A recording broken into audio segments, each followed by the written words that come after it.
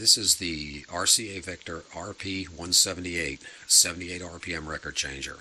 This was built in December of 1948, and it would be their last record changer that exclusively played 78s. It's an interesting changer. I got it as, I don't normally bother with 78s, but this was such a bargain on eBay, I couldn't pass it up. And it has some quirks. It has a reject button right here. It has some quirks that are actually not problems, and they're only problems if you let them be problems. I'm going to go into that. Now, the interesting thing about this is the trip out. You can hear the ratchet underneath as it's moving towards the center of the record. It does that throughout the whole record playing. When it gets to the end of the record, the back and forth motion of the trip out groove makes it trip and lift back. Pretty cool. One of the things that you can't do with this thing, which I wish I had known before I started this, is when the power's off, and say you want to cycle this through by hand, you can't do it, and I'm going to show you why. I'll go down here where we can see it on a better level. When you try to cycle this through hand and you're going slowly, it'll drag the arm backwards across the record before it lifts up. And it also will not go back far enough. Well, yeah, it does. Sometimes it doesn't go back far enough. The reason being is it needs this high velocity of the 78 RPM turntable in order to cycle properly. And I didn't know that at first. I even downloaded a manual for it online and discovered that that's just the way it is. They don't tell you that. I discovered it.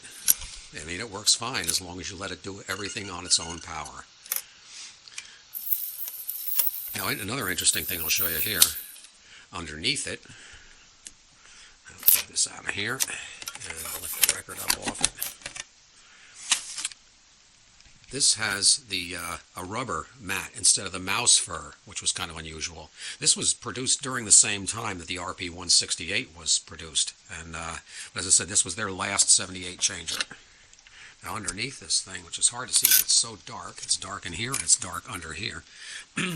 This rope chain here is what lifts the tone arm and also pulls the tone arm back to the rest. This thing goes like that, and it lifts. It's attached underneath the rear of the tone arm, and it lifts the arm up and pulls it back out of the way. Pretty strange design. This here is the reject ratchet.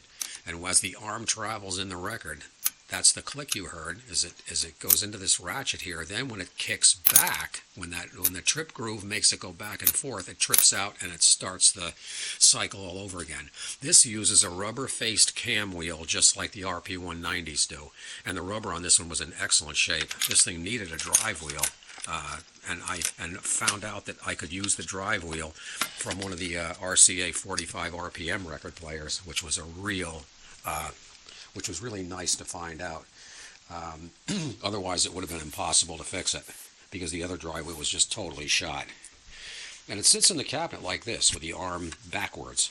And here's the emblem in the front. But it sits like this, I think, so that it discourages people, especially little kids, from trying to touch the arm while it's in the cycle. But anyway, that's it. That's the RP-178, RCA's last 78 record changer.